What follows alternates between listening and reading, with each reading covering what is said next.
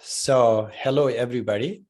Thank you so much for this invitation, and thank you, Elaine, for giving me this wonderful opportunity to share some of my thoughts, some experiences, some of my personal engagement with this particular tradition that nowadays we are labeling as Sarvamnaya.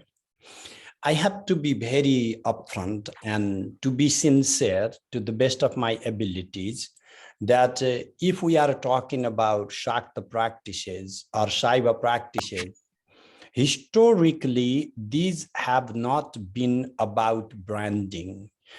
These have not been about making some identity. These practices have been, to the contrary, to rejecting or deconstructing all our social, cultural identities.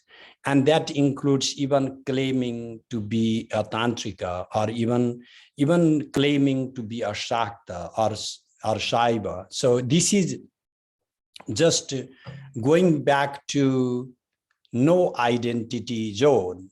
But what is happening in the modern world is all these things that have some type of brand are circulated. Even for communication's sake, we need names. So I am not saying that Sarvamnaya is some kind of brand new coining, because you start getting texts from around 15th centuries or 16th centuries. And these do not just come in Nepal. You can find these terms even in texts like Tripura Rahasya, Sarvamnaya, and you can find Sarvamnaya model initiation even in Bharati Tirtha Vidyaranya's collection in Sri Vidyarava Tantra. So just for example, so these have been historically there. But what is typical about the Nepalese practice, or in the way I'm familiar with, is this requires a sustained training, not on one particular deity having your solidarity with that deity, but in a sense, squeezing out the essence from all 92 agamas. And that becomes mind-bogglingly complex. But how do they manage to do it? Because foundationally, when you have Varna Diksha, like the initiation into the phonemes, in two orders. In the first order, we will have the Matrika Diksha, which is the initiation of the phonemes that start from A and ends with Ksha. All of you who know Devanagari, you do know that. The other is the Malini order, which starts with Na and ends with the phoneme Pa. And even within that, if you follow the Kubjika order, we have a couple of variations, not a lot, within the Malini system. 99% Trika and Malini are the same. So within this, you already go to the core of all the phonemes, because all the mantras, Mantrada, Matrika, Devi. So Matrika, the phonemes, is the basis for all the mantras. The same way, the center for tantric practice in Nepal is Pashupati. And Pashupati has 4 faces. And the upper face is a faceless form. So in reality, Pashupati has 5 faces. Even being more direct, there is also Adhara, or the lower face, envisioned, and then including that 6 faces. So each of the faces of Shiva, traditionally speaking, reveals a particular gnosis, a particular wisdom to a particular deity. And then what does that mean is that if you are worshiping Pashupati, then through all the different faces, Lord Shiva is revealing these agamic knowledge. If he is revealing Bhairava Agama, from his Dakshinayasrotasi, from his Agora Bhaktra. The same way he's revealing other agamas and Siddhanta agamas through other faces. So therefore, Shiva is the center of all the agamas, and likewise, Shiva and Shakti are integrated in these practices. So we have to think from the perspective of a Shambhava Vidya, wherein the male principle or female principle do not mean much. So this is almost like Ardhanarishwara form, or androgynous form, that you may know better in that term. So what goes on, I'll give you just in a very few minutes a quick overview for how these practices function, because I take it for granted that you all are familiar with the Ganapati, Ganesha. So I will go to the second slide, and or the first slide of the image. And then this is the Ganesha with 16 arms. So why can't we have the Ganesha with 4 arms or 8 arms or 12? You have all of those. I'm just showing you that the complexity of the mantra, the complexity of the bija or the seed mantra necessitates the complexity in visualization. And mostly you will see more of the snake crown with the most of the deities in the northern transmission, but that is also kind of generic too. And so the Ganesha practice itself becomes complex if you have 8 Ganapatis, and then there will be different others. So it ends up becoming more and more complex Ganapati practices that is always necessary for anyone to enter into Vidya. But what makes Sarvamnaya very autochthonous in the Nepalese context, I'm giving you this, supposed to be around maybe later 5th or early 6th century shrine of Palanchok Bhagavati, Mahishasura-mardini in 18 arms. This is one of the central motifs of the deities in Nepal.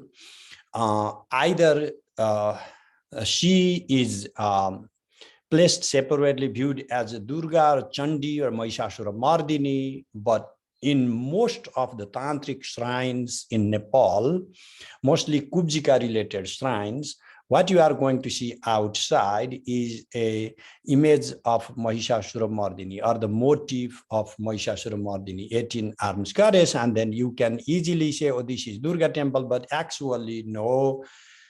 We keep the central image hidden, and only the priest and maybe his associate who is directly related to him is allowed to know the mantra or the visualization of the deity. And most often for the viewers, for the outsiders, we only put this image. And so in the practice too, either from the Western transmission or from the Upa-āmnāya, meaning additional āmnāya transmission, we do start from the practice of Mahishasura-mardini or Navarna mantra. Even there, what happens is, in Nepal, we have these 3 different kalpas integrated, and we call that Trishakti Chamunda. That is where complexity comes. And then this is this, first you have the Ugra Chanda Kalpa, and then you have the Bhadra Kali Kalpa, and then you have the Katyayani Kalpa, and then we integrate different kalpas to make a single uniformed Shakta practice. And these are some of the most esoteric tantric practices in Nepal actually are linked with or centered around the very practice of the Navarna mantra and Saptasati, which is so widely distributed and is a Puranic text in one sense. And most people who are looking for hardcore Tantra don't even pay attention to this, but that is where the whole, and it's a kind of beginning, also the end. When you start, you are starting from the nirvana, but when it ends, actually when all the initiations are given, sadhakas will come back ultimately to recognize the central deities within the wheel of Ugrachanda. In the Uttara āmnāya, the whole thing is integrated, and this is just another image of the same goddess. Now, when you are seeing, this is more of a Puranic depiction of Mahakali, Mahalakshmi, and Mahasaraswati. I'm bringing a lot of images to you because I thought that, because I have worked a little bit on visualization, and I also know that most scholars have refrained from bringing it. Actually,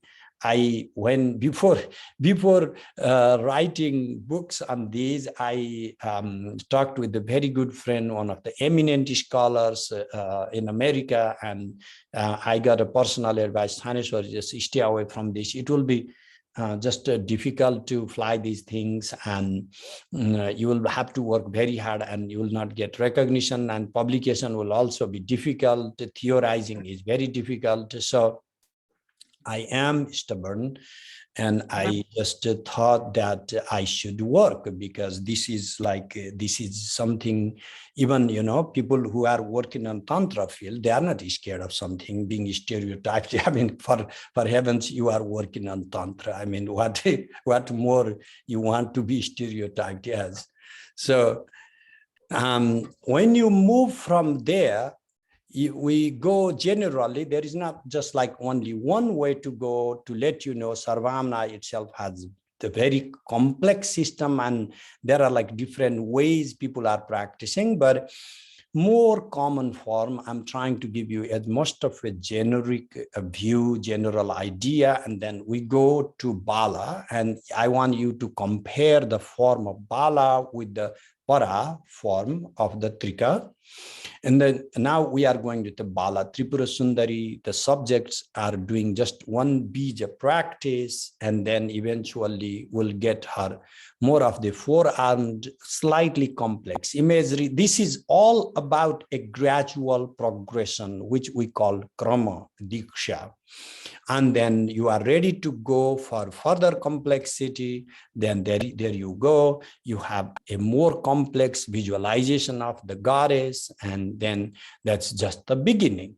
And then in Nepal, we do have, like the goddess with the 16 heads, 54 arms. And so you can have endless complexity. If we are first starting with 16 letters first, then we'll go to 16 bijas then, and then we'll go to 16 kutas then. So these are I'm sure that Professor Elaine Fisher has explained these things to you.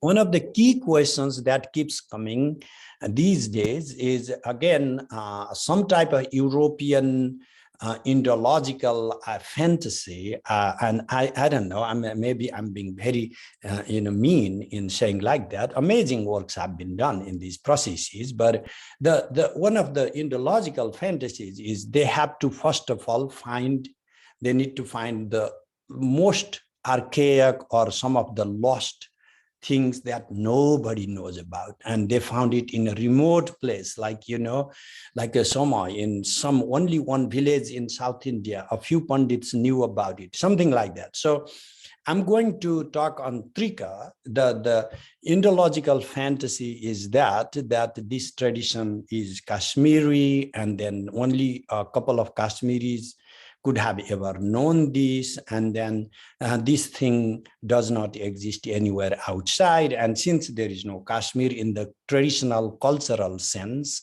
in the tantric, shastric traditional sense, so then it is easy to say now this is completely lost. But to make that idea not valid, we have to say a little bit that what are we talking about Trika? If we are talking about the commentarial text, then that maybe we can discuss further on to what extent the works of Abhinava Gupta or Kshemaraja have been read and circulated. That is one issue. But I'm more interested on the the sources, the original agamas that feed on to all the Trika texts, like I'm talking about the original, like Malini Vijayatara, Tantra Sadbhava, Trika Sadbhava. So all these texts on one hand, and then because you can see that in Abhinavagupta's works, just like there is the Trika text, there is also Krama integrated there. There's not one tradition, by the way.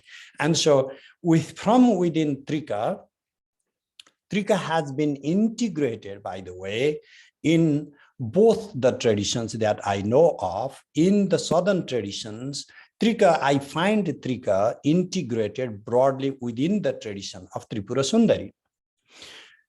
How does it work? You can find in some of the manuals of the Tripura Sundari, all the mantras that are prescribed in Malini Vijayatara. And then para and para apara mantras are integrated within the Samhara Krama when you do some of the final like initiation practices within the Tripura Sundari practice, as far as I know. And I'm talking directly just about manuals because I have always enjoyed talking philosophy. And today I have this mood because I know Elaine is an amazing professor. And then I just thought, like, why can't we talk about these things? So number one, these Trika imageries are not some as lost. And if you check, including Siddha Yogeshwari Mata, by the way, the original manuscripts are found in Nepal. And many people think that, okay, our thinking about the manuals and these books is very Western, by the way, okay? Western in the sense that you have the idea of library, and then you go to the library and you pick up the book that you had no idea about. And then you go to now National Archives, and thanks to German research project, you also get the same way, the manuscripts that you didn't even know about. But that is why you don't know anything about tradition. Traditionally, no tantric would ever allow you to touch a book without having initiation into it. I mean, forget about having the circulation of those original agamas. As long in Nepal, we call agam, means agamgar, where we place these books. These are so esoteric that we do not let, if our daughter marries to somebody other who is not initiated, we do not let them go into agam without themselves being initiated into the order. Forget about having the access of your library. People have destroyed books, historically speaking, if there is nobody to follow the tradition in the family. I'm not encouraging this, but what I'm saying is, like, these books you are not randomly getting because they were collected by some, collectors. No, these books were collected by the people who were practicing these things. And that is one evidence. But more, if you need more evidence, you will have to talk to all the Karmacharyas and Rajopadhyayas, priests' family in Nepal. And I know that is where the problem begins, because the traditional people are not willing to speak anything. Forget about the outsiders, even the people from within. And there is this hierarchy of secrecy. You can't say either or, like just because you initiated into it and then everybody's revealed to know, there is an order. Like if you are a 10th grader, you are allowed to see 10th grade materials. You have like a PG 13 and 18, that kind of grading. So in Tantra books, we have that type of grading. What level of initiation you have, and only then you are allowed to access. So these practices are completely integral. And I'm going to give you a little hint of in 2-3 different ways. But as far as my own teachers were concerned, we had from the Purva āmnāya, the Eastern transmission, we integrated the Trika. And from the Southern transmission, we integrated Tripura. And these things you can find in the text like Chinchini Mata. And then you can see para, para, apara, and apara. And then what you want to do, you want to move on to Kala Sankarshini. And then Kala Sankarshini is a key to this conversation, because Kala Sankarshini herself is not a Trika, but within the Trika context, she already comes in, you can check in the Malini type text. So that integration we are talking about, the forming of the Sarvamnaya, the core of Sarvamnaya, is already happening. And I'm not a historian like many scholars in the West. All I'm saying is, when you have a Kama Rupa, and only the practices in Kama Rupa, you do not have Sarvamnaya. When you have Jalandhara, Purnagiri, and Udyana as separate pithas, and only the initiations happening according to that pitha, you do not have Sarvamnaya. But when you have a Kapuja, when you have Kamarupa, Purnagiri, Jalandhara, Udyana, when you are integrating all 4 pithas within your practice, you already have that Sarvamnaya platform. And then, so you have different Kalis, as you can see. There's just like a endless number of Kali forms, like this is we call Shweta Kali, Sukali, and this is you should go to Kathmandu in a temple called Nara Devi. That is, you have to cross Asan and then go up top, see the Hari image. And where you are going to find her in the text is, now read chapter 4 of Tantra Loka, and Abhinavagupta will describe you these 12 Kalis. And then you go from Bhadrakali temple in Nepal, you go to Shweta Kali. She's also called Shweta Kali, but the internal name is Shweta Kali, outside name is Nara Devi. And then you go to Rakta Kali, a temple. Ultimately, where do you go to? Is Guhya Kali. The internal name for Guhya Kali is Mahachanda Yogeshwari. And why am I even giving you these names that I am not even allowed to speak publicly as a practitioner? Is because you guys always ask for evidence, and you are not going to find a single manual in Nepal for Guhya Kali that will not have this name. And why is this name so essential is because the Kashmiri Krama system, is at the end, that is the goddess for that pantheon. And then you'll have the same bija mantras, and then the mandalas exactly identical. And so much so that whatever my father shared with me within the manual of Guhya Kali does integrate the 12 Kalis within the mandala of Guhya Kali. So we are talking about an existing krama that is neither purely, I'm saying, Kashmiri nor Nepalese. It's more than that. It's the agamic. I'm just saying it is agamic, and people in Nepal might have read it. People in Kerala might have read it. People whoever knew Tantra, they I'm sure they read it. Now I will give you Bhadrakali image, and then another Kali. I don't even know her name. Am I supposed to know all the names? No. This is one of the Chamundas.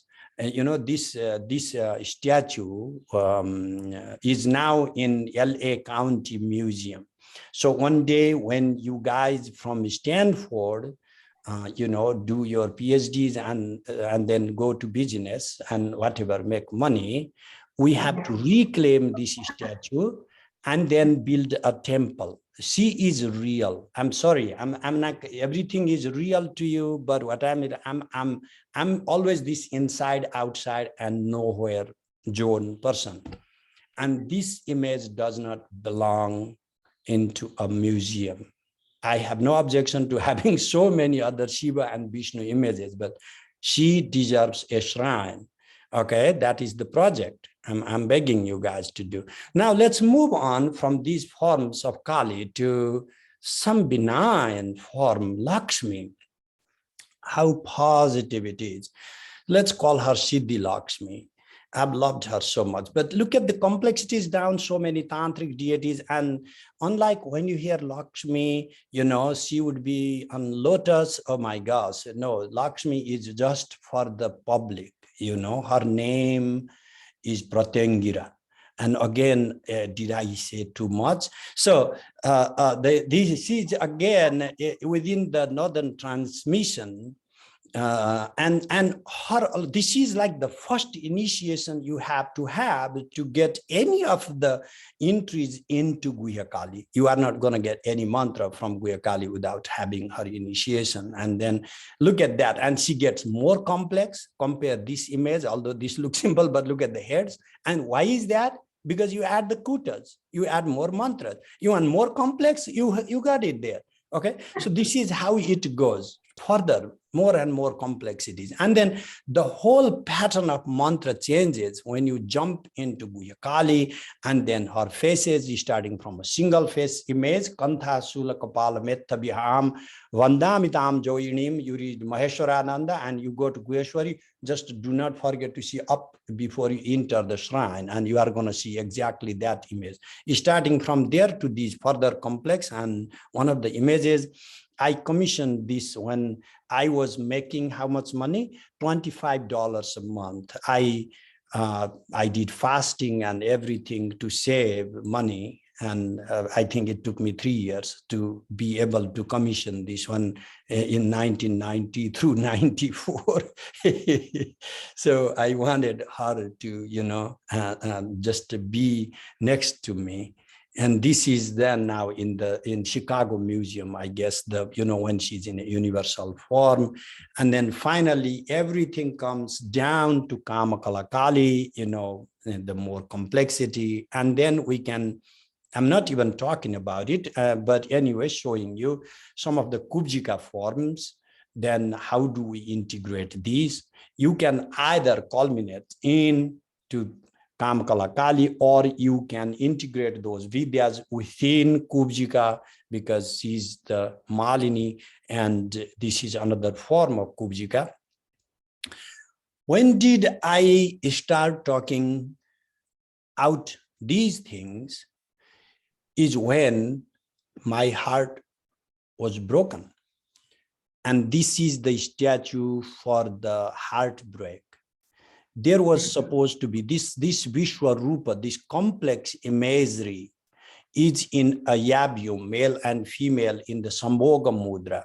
And this is the goddess image was in the absolute Maithuna, with the Mahakala in the Vishwarupa form in the temple called Vishwarupa on top of Pashupati. And in 2014, when they had the earthquake, and slowly, the first thing when I went there, the priest for this temple is my student, and also who is also my friend. And I first met him. I was more concerned about this temple than anything else, because it's directly related to myself. And then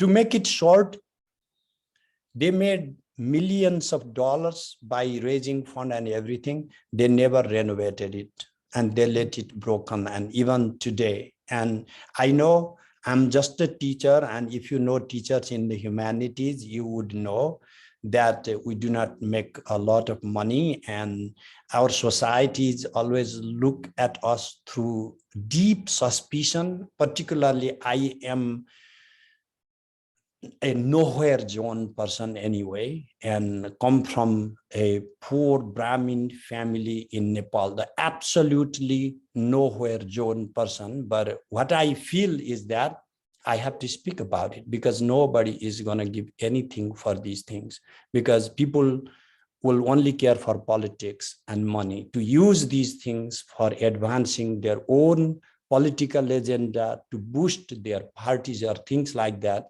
But these things stop mattering these days. And that is kind of heartbreaking to me. But I know that I have shared too much on the screen. I'm happy to hang out with you guys as much as you like. It was, I know Shivaratri is already 2 days. I celebrated on Monday, but the bhang in me is not gone yet. So I'm happy to, I'm happy to, continue the conversation as long as you guys have time. And I mean, really, as long as you guys have time. Well, that's so wonderful, Professor Timalsina. Thank you so much for your generosity and sharing all those images. And we can always go back to any of those if you want to look at them further in the conversation. I know there was so much detail to explore there. A lot of those are really rich, material culture objects with a lot of devotional significance. So one thing that Professor Timalsina really helped us to start off the conversation about was the relationship between our two units that we've had these past couple of weeks. So I think I mentioned Sthaneshwar by email. I had to miss last week's class, so we haven't yet had anything like the kind of rich conversation we might want to have even about the Trika in Kashmir and Abhinavagupta and that entirely amazing cultural moment. And so I want to make sure everyone's on the same page, first of all, about these traditions. So I'm going to share one slide. I didn't prepare too much. I want you to talk, right? But I want to make sure that I'm going to share only one thing about the text, some of the text we're talking about, so that everybody can see these names here just on the slide. I'm sharing it here for you, but that way everyone can see it, they can see it on the screen in front of us here in the seminar room also. So, this is all, this is all Sanderson's system, right? So that means that it has some similarities and some differences from the Sarvamnaya in Nepal as it came to be practiced. But I wanted to draw your attention to some of these names, right, that Professor Timalsina already mentioned here. So, at this moment, in time in Kashmir, so Abhinavagupta, right, is around the beginning of the 11th century. So by that time, the Trika, we've talked about early Trika texts. We talked about the Siddhi Yogeshwari Mata and the Ācārya Tantra. So this earlier screen where you had the synthesis of the three goddesses, Para, Parapara, and Apara, right? We talked about Malini, the alphabet goddess, who became very important to those traditions. And the idea of Shakti, goddess traditions in general, their centrality to the early Trika. But by this time, in what people call the Kashmir Renaissance, this really amazing philosophical cultural moment, we already have the integration of a number of other very specific Shakta transmissions, and that's what part of what comes to be so foundational to the Sarvamnaya eventually. So I'm just giving you a few of these names here. Professor Timalsina mentioned this one text that has been an important source for us, and especially how Sanderson has laid it out and understanding the complexity of this moment. That's called the Chinchuni Mata Sara Samuchaya. We don't know exactly when this text was written. Precisely, it's a text of the Kubjika tradition, but it has a really important passage where it lays out these four directional transmissions of goddess-oriented tantras. So corresponding to the Eastern and Western transmission, the Southern and the Northern transmission. So Alexis Sanderson has written about this in some of his articles. You can read more about it there. But there's already this understanding growing in Kashmir at this time, that they've been importing a lot of these Shakta texts from elsewhere in India, especially from the Deccan, from what's now Maharashtra, was a major source for this. So they brought a lot of these traditions in at that time.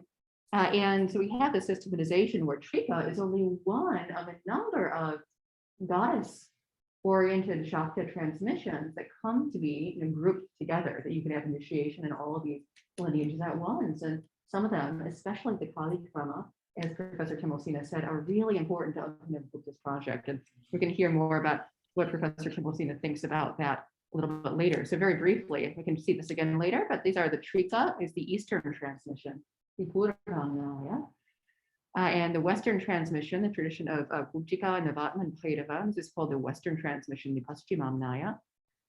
The Southern transmission, all right, this is Sri Vidya. We've talked about Sri Vidya before, which eventually became very popular in South India, but it has roots during this time period as well. We can talk more about that. And then the Northern transmission was said to be the Kali Krama. So that was just a very, very brief, summary of what these terms were that are floating around. We can talk more about that, but that's part of the picture here. So I'm going to stop sharing it now. We want to hear Professor Timalsina talk some more. I don't want to take up the time here. So why don't you tell us?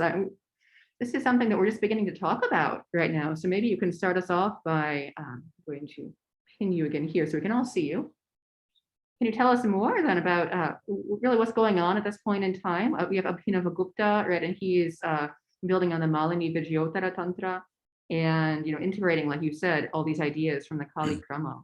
Can you tell us more about what you think about that project and what's really important about that moment in time that you'd like to share with us? Number one, when we think of a Kashmiri Tantra, I mean, if we think as scholars, we immediately know that Abhinavagupta is a cosmopolitan scholar who integrated everything that came within his radius. He was not a one guru, one God, and a blindfolded guy to follow that. He himself is a Sarvāmnāya Ācārya. If you look into the Mata Kula, all these different teachings that he identifies his gurus, and so we need to have that open-mindedness. And also, if people mostly think in a Bhairava Agama non-dual only, if you read Tantra Loka, you will see, you should be amazed that how much he borrows from the so-called Siddhanta Agamas, many of the ideas. And why is that important? Because people these days are very biblical. And I'm sorry, I'm not saying this in a very positive sense. Like, this is my book and this is a book. And, this is what I follow. And this is not what you are going to find in people like Abhinavagupta. He is a syncretic person. And what is unique to Sarvamnaya is syncretism. And therefore, that is in that regard, I find him phenomenal. But yes, maybe purely philosophical texts did not come to Nepal to as much practice. For some strange reasons, Nepalese people were more interested in practicing and having experiences than talking about these philosophies. And so they were focused on developing manuals that literally takes minimum 10 hours to finish puja. And how do I know that? I know that because I've done it, okay? So, so why could you not do and then, these manuals need to be memorized. If nothing is repeated, you can always memorize one mantra and sit in a practice and then keep repeating that for 10 hours. I'm not talking about that. I'm talking about all the different things played in the mind, visualizations going on, different mantras going on, different deities being invoked. If these people were crazy enough to have that complexity in their manuals, why were not they as passionate about doing philosophy? That is the question you can ask. But in terms of those rituals, manuals, practices, they are quite alive. The only thing is to what extent are these practices going to remain in their pristine form? Or to what extent are they today? Because they're like all these new age things coming also in Nepal. And, like these modern day Tantra gurus like Narayan Das Srimali coming and talking everything public and making this, these new terms of the 10 Mahavidya. Oh, these are the 10 great deities. And then people think that these are better practices than āmnāya. And you go to traditional Tantric Ācāryas and then they're like, please go. Because we don't have the please come system. We only have one system, please go. And then go to Bhairava and thanks goodness, I got rid of him. I mean, why take responsibility of inviting someone into the system when you can easily let him go? And that is why the number is shrinking, and we need to rethink. Honestly, I have lived in the West for almost half my life, and you guys have taught me, I'm in very stereotypically, generically speaking, that identity does matter. Cultural conservation does matter. Being a scholar does not mean that you talk about these things and do not feel anything about these things. That is just one stereotype, and not all scholars believe in that. And even what Fritz Stahl did in terms of Agnichayana, there are many scholars I can name of who have actually done a revival of cultures. We cannot forget the contribution of Sir John Woodruff or Agyananda Bharati or David Kinsley, for that matter. Many of the people who paved the path of bringing these ideas to the West were not interested of some archaic alien culture to be to stay away from, but these guys were deeply vested in experiencing, learning as practitioner, and not that because you practice, therefore you are immediately not a scholar. That's just a stereotype too. That's just like you can have a both knowledge of being within the system and being outside of the system. And that is how the Pandits have always been, because the Pandit Parampara is not a blindfolded tradition of, blind follower of one book.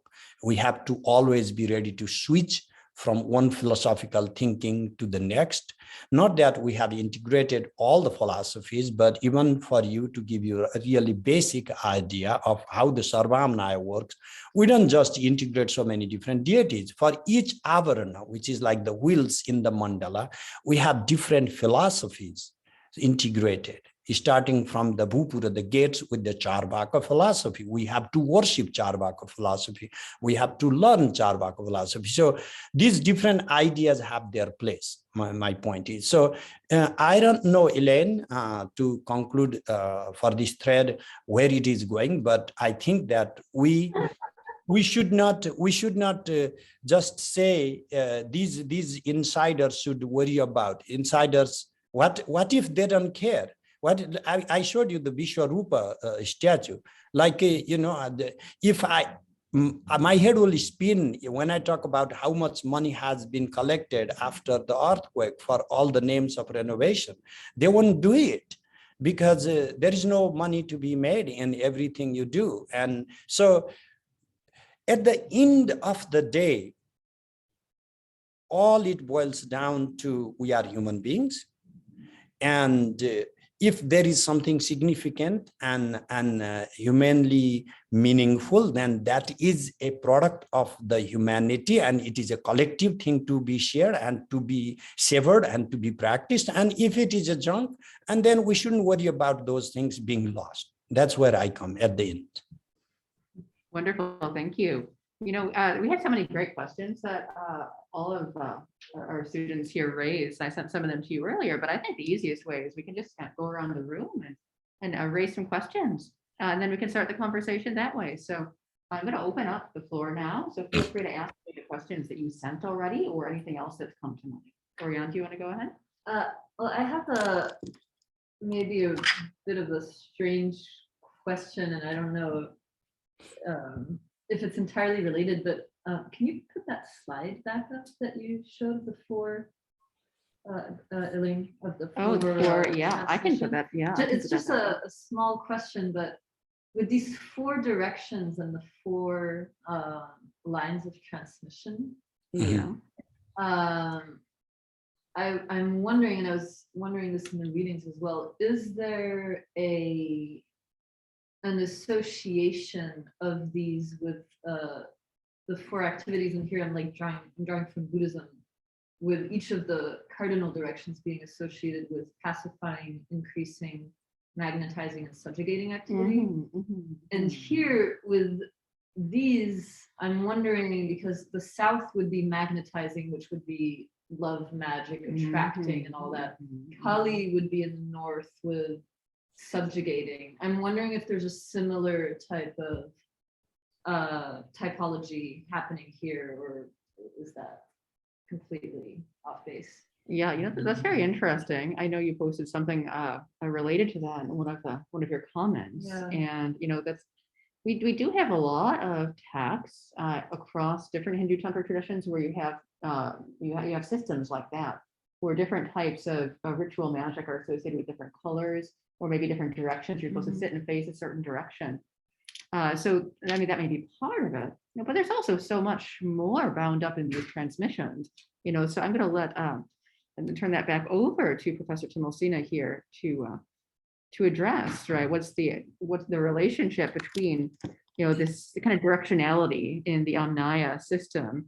I know we earlier have those 4 āmnāyas, and then we have even more complexity added into the Sarvamnaya tradition. But is there some relationship between the directions and different types of practices, different purposes, right? And maybe some kind of mandalic conception of these directions, how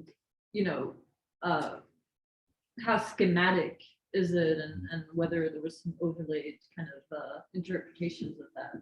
So if I understood, so there are 3 agamic tantric systems. Let's say one is the Vajrayana, another is the Shaivite Tantra, and the third is the Vaishnavite Tantra. In the Buddhist context, we do have the Pancha Tathagata Mandala, when you have the Vajravirojana and you have Akshobhya Sankarsana in 4 directions.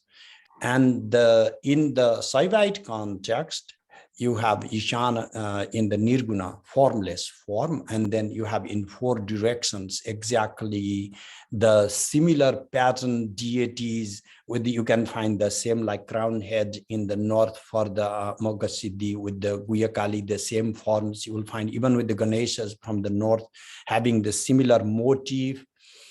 And in the case of the Vaishnavas, you also have a Vasudeva, Sankarsana, Pradyumna, Aniruddha, these 4 deities constituting the core of the mandalas. I think that the original mandala idea was commonly shared. Who developed this idea first? You ask the historians. If you ask me, I would say the Shaivas, of course.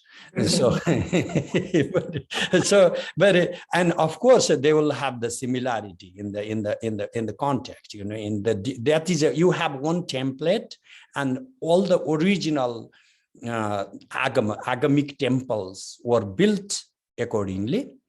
And then you add more, and the external layers, and then you change a little bit, and then variations do come. And then when you have to integrate some kind of new insight or a new transmission, a new guru comes with a whole lot of original teachings they had not. I'm not saying like they fancied, because what happened is, in my opinion, these all agamas were once oral transmissions. And then when they were coded, and when the agamic writing, when the writing in the text happened, then they felt the urge to integrate these things, and it got more and more complexity. But they were not like somebody sits here and then like I write my paper on laptop and then I start imagining. And I don't think agamas were ever written like that. They were oral transmissions, and I don't know when these things started, but yes, the template is the same, and the motifs would also be the same. And then the need for people who are trying to create new systems would be to say, no, they are not just identical. We have so much different here. But I would say they are all the same. Thank you. And they are all Shaiva. You know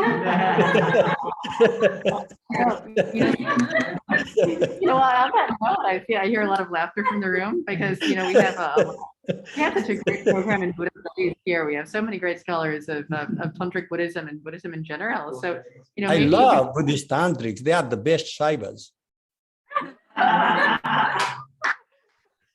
Well, there's a lot that we could discuss there. I think we'd be all interested in hearing. You could tell us a little bit about like the relationship in Nepal, like in recent time, between Vajrayana Buddhism and Shaivism, and we could also talk about historically as well, the relationship between some of these ideas, but especially like in the context in Nepal. How does that play out? How do you see the traditions connecting with each other?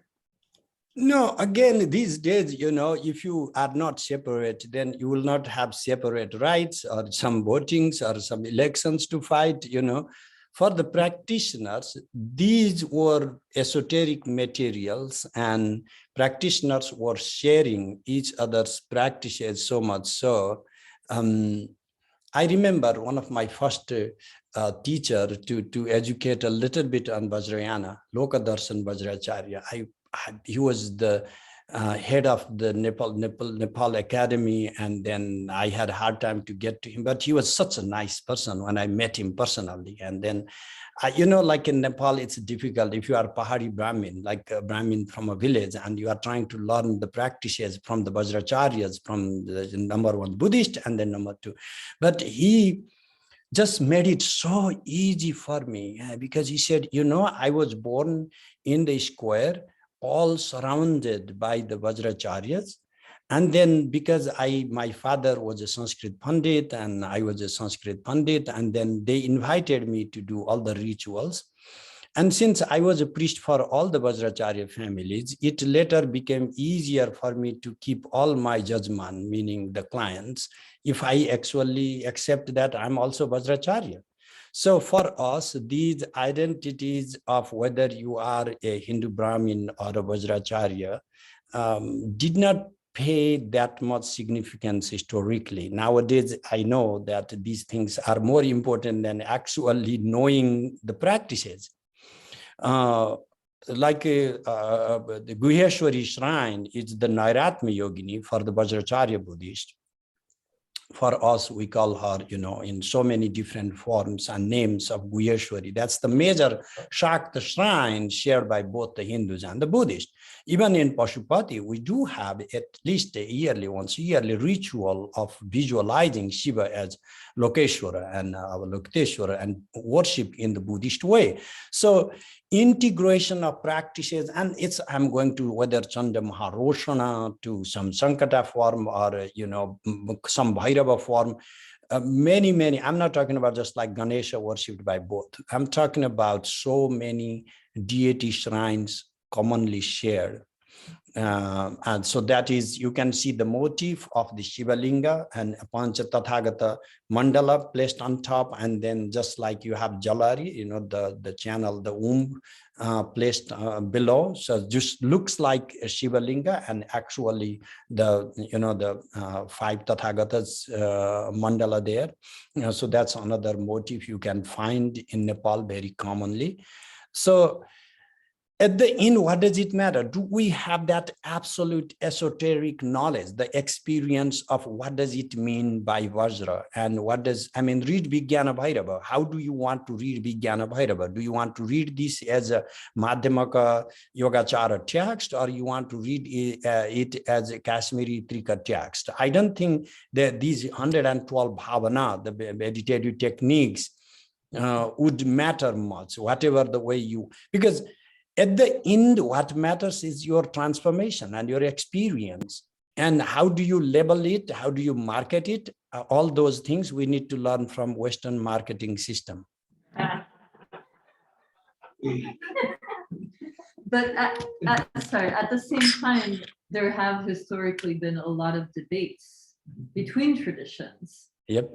Very subtle philosophical issues, and practitioners were scholars who were debating and who were kind of engaging with each other's philosophical systems and debating. Some Buddhists, refuting Samkhya, and the, Abhinavagupta or Somananda refuting the Yogacara, Vinyaptivadin views of the self. So the philosophical debate did serve a purpose in refining the view with which one goes into practice, no? Absolutely. And there are additional purposes. It's not just the refinement of ideas. It's also keeping your belly alive, because if we do not debate, how do we expect the kings to donate to us? So I want you to become a good Buddhist monk to come and debate with me, the Shaivite, and, today you defeat me, that's okay. Tomorrow I'll defeat you. So we both get grants. What's the big deal about it?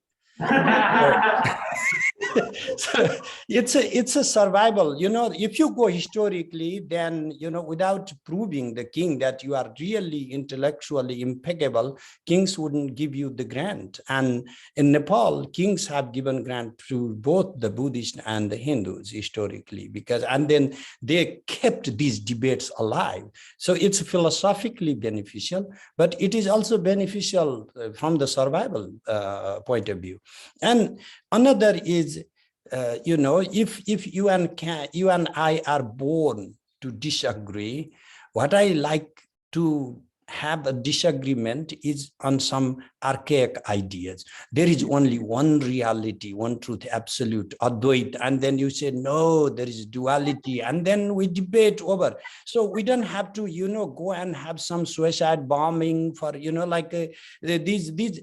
It's better to have an ideological, philosophical battle, because ultimately human nature is like we need differences. Create ideological difference and keep people debating on those ideological differences, and they're happy. In 2005 or sometimes when India, Pakistan came so close, oh my gosh, these two nuclear giants, are they gonna start a war? And then they had the football game, and everything came normal. This is, we need that heat, to be dispersed somewhere. That's all. We enjoyed. I don't know how much time, but I am tempted now to give you an example. My two teachers, I was like 18.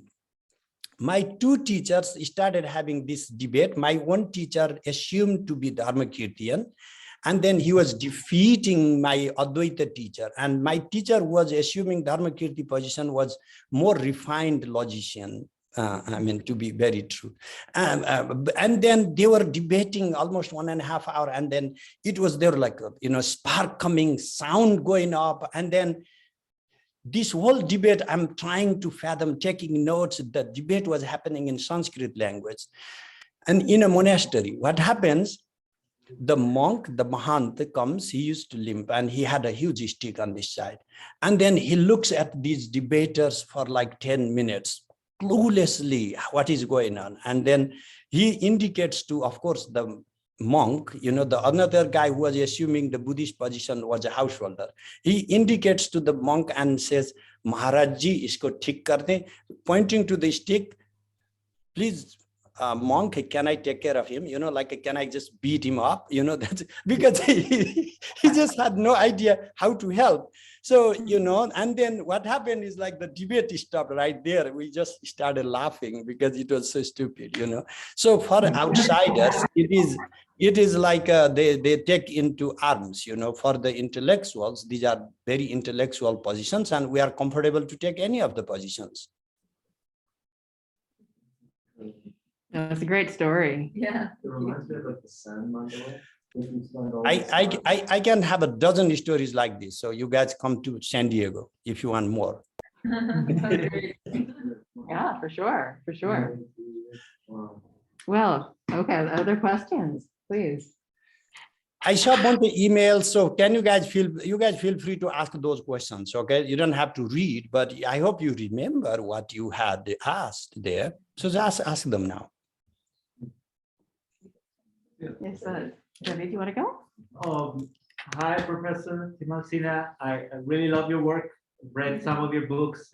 Very inspiring what you do. I am also following you in your Vimasha adventure. It's fascinating. Hey, thank you. Yeah, well, Professor Timalsina has this platform that I got to know through Facebook, but it's kind of independent. Vimasha Foundation. So he teaches courses freely or by donation you can take, and they are fascinating. And the next course starts on next Monday, right? Or Next Sunday. Sunday. But very early though, it's like 7 a.m. But it's still, Yeah, you better wake up. Yes, it's hard for me. I'm a lazy yogi. I always say that it's hard for me to wake up. Anyway, so I wanted to ask you about a previous course you taught on the Vimarsha foundation was on the Yogavasistha. So I always wanted to ask you about how you got into the Yogavasistha, and I wanted to ask you about your education in Germany. I know you were close to the biggest Indologists that were working on the Mokshopaya project, and you kept calling the work Yogavasistha. So I want to know what you think about the project.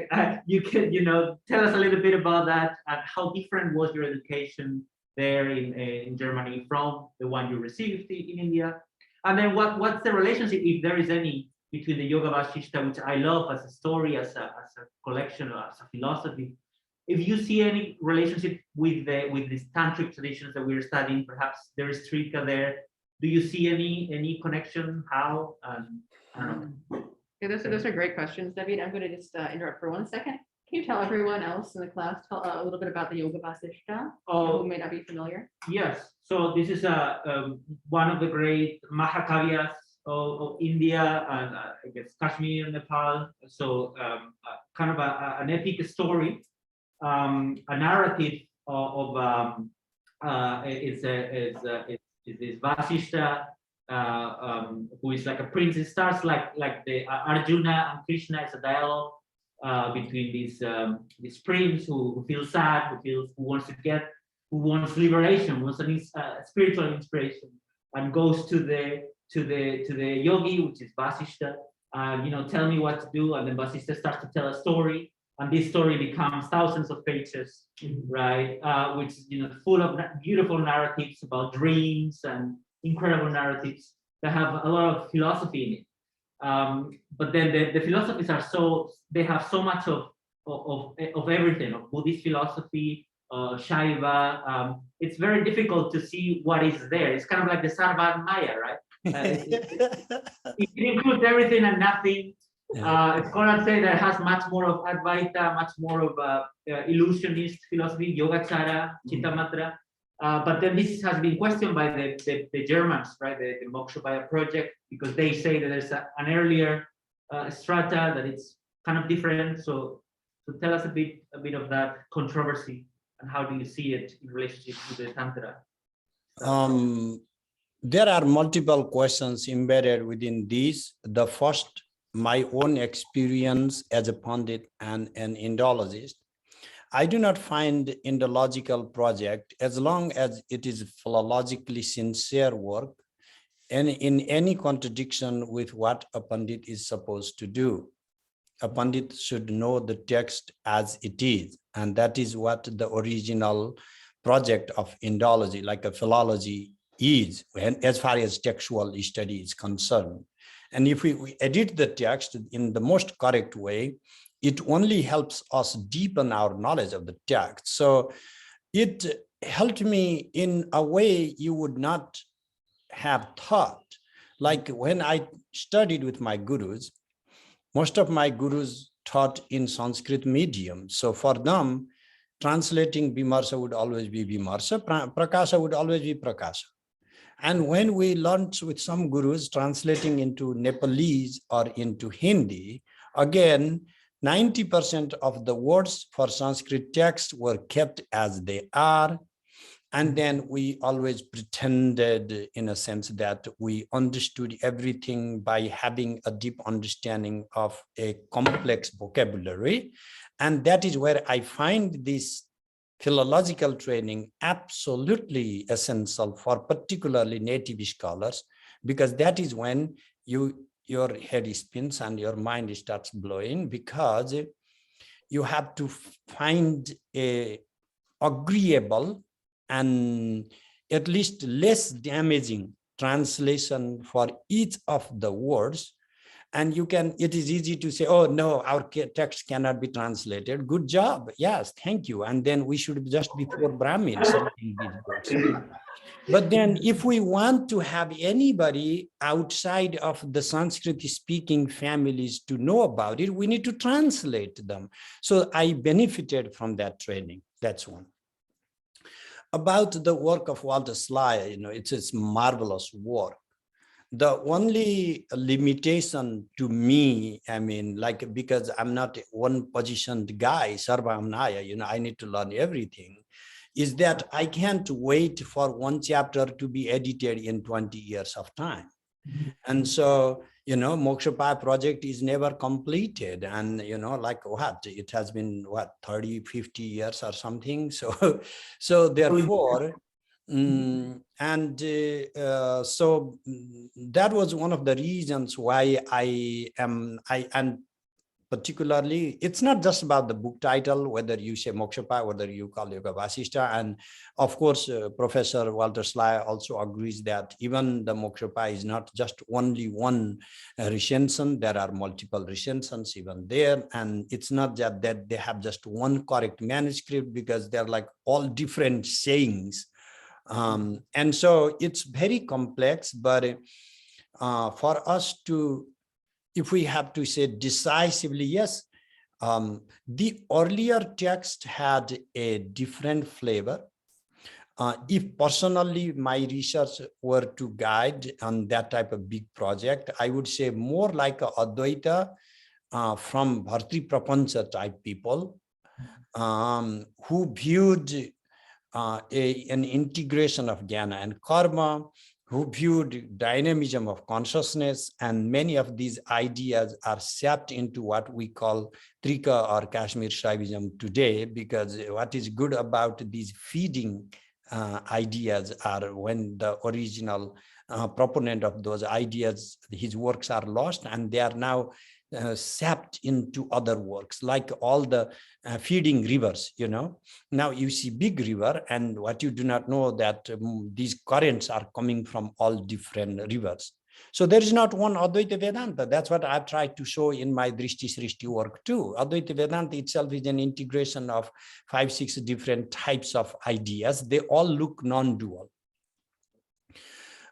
So even in the Moksha recension, it's not that the book is uniform, as you said, that there are so many different ideas integrated. And yes, there are some absolutely so-called tantric materials. I published one essay from the story of Bhushunda, you know, the yoga system. But there are many other things we can extract, but that doesn't mean that, okay, therefore let's call this a Trika text. It's like ocean, you know, it has all kinds of ideas. And the good thing would be, again, when you guys graduate and then, you know, you have time, if you are able to, you know, somehow pay for your scholarship, because I don't know who would pay, to have this lifelong project, to have the most accurate translation of the book, whether named Yogavasistha, does it make a big difference? A little bit, but not a lot. So, and to start going back to all the manuscript and editing and spending another 50 years, I don't have that type of time, but that doesn't mean it is not worth pursuing, but at least to have the translation of the available version, we should do it. And why we should do it? Because nobody else is going to do it. What is the political advantage by translating Yogavasistha? Are you kidding? And so why should anybody do it? All right, let's go to next one. Thank you. Okay, thanks so much, David. Question. Yeah, you did, Julia. Do you want to ask some of your questions now? We can go through some of those. Uh-oh. I should hopefully come back on. There we go. Hi, Professor. Thank you so much for this entertaining and rich talk. Can you hear? I'm having a little difficulty to hear you properly. You can come closer if you want to. Can the speaker take off the- Yeah, you can take off your mask. Yeah, okay, sure. Yeah. Hi, Professor. Can you hear me? Okay. Yeah, yeah, okay, yeah. So we read your article, Time and Space in Tantric Art today. Mhm. It's terrific. I think maybe what, 12 years old now. So I'm wondering if you've revisited any of the themes that you wrote about then, like the role of an artist in the kind of mandala artistic process. And I was wondering, you've done so much work on visualization and the process of visualizing certain identities that one accrues and then collapses during the artistic process. So I was wondering if you could tell us more about the role of the visualization process in the creation and installment of a mandala or any kind of ritual art object. So yeah, twofold question, one about the role of the artist and then the process of visualization. Maybe how you revisited these in the last 10, 12 years. So I think Pratapadi Paul invited me for a talk, and that paper was presented around 2005. So it's been some 15, 16 years. I revisited on that in the book, Language of Images, I believe. I didn't follow that language. I didn't use the same materials, but I did revisit the idea of time and space in Tantra again. And then I have addressed a little bit in depth, not all the issues that I raised in that original paper, but that is one in terms of visualization, because Tantras do map everything in this twofold we call Adva. Deshadva, Desha, the Adva means course, like the path, like Desha means space, into space, and Kala means time. And there are 6 basic Advas or paths. One is the Varna, the phonemes, Pada, the words, and mantras, the sentences. And we have Kala, 5, Tattvas, 36, and Bhuvanas, 118 or 224 or whatever the number you like to hear. So between these, the phonetic expressions, our speech is related with the time, whereas the space that we map, the external space or mental space, we map in the course of the space as such, Deshadva. So what I am trying to see there is with the entire tantric practice of mantra and mandala is about synthesizing all the categories within time and space. And since there is no separate space outside of time, to integrate, to integrate that within time, and even that goes all the way to Kala Samkarshini within the womb of Mother Kali. Now, all the visualization practices, when we go that broad, then if that is how it is unfolding, then within Kali, for example, the very goddess with the time association, and Tripura or Bhuvaneshwari, for example, Bhuvana means space, the mistress of Bhuvana, or Tripura, the goddess who, permeates all 3 spaces or the spheres. So there are these space connotating deities and time connotating deities. And that paper, I was trying to develop the ideas for how the mantra and mandala work. As far as that was for the visualization practice, as far as the artist is concerned, nowadays, if that were to make good money, anybody would like to do that, and they would make phenomenal, art also. I don't doubt the skills of art, although the Newar art is very complex. And, now if I want to, commission a single mandala, then I would need to beg you, can you give me some money? I can't pay a Newar artist for one tanka. It's very expensive and very time consuming. One artist has to work for a year or 2 years to make one mandala, and reasonably. But the traditionally speaking, people didn't make mandalas without having initiation into it. Right. And every step of the way, I got some trainings into, at one time I was dabbling into if I could find time, and I didn't continue much, but, even the making of the canvas, even cleaning the canvas already you have like the mantric resonance begins. Now, I got this whim that why should this Kali have just a photo there? And it's yet another madness, like of a lot of madness we do in life. It's like, why can't I have her statue? And then I looked for commissioning someone for 3 years. I'm like begging someone, can you do it, please? And it's like either then it goes to like, impossible thing to dream, or otherwise I don't find people who actually do traditional. So far, the project has gone in 4 months. How far? It's like the clay model is coming only the torso without even proper leg, no hands, no head. And they have already performed 4 rituals in these processes before they started, and the day they had to start actually and to have the drawing of the mandala, to what the imagery, and then actually the soil, when you use how the purification of the soil for the purpose, the intention. So these artists, when we think of, they are Vishwakarma.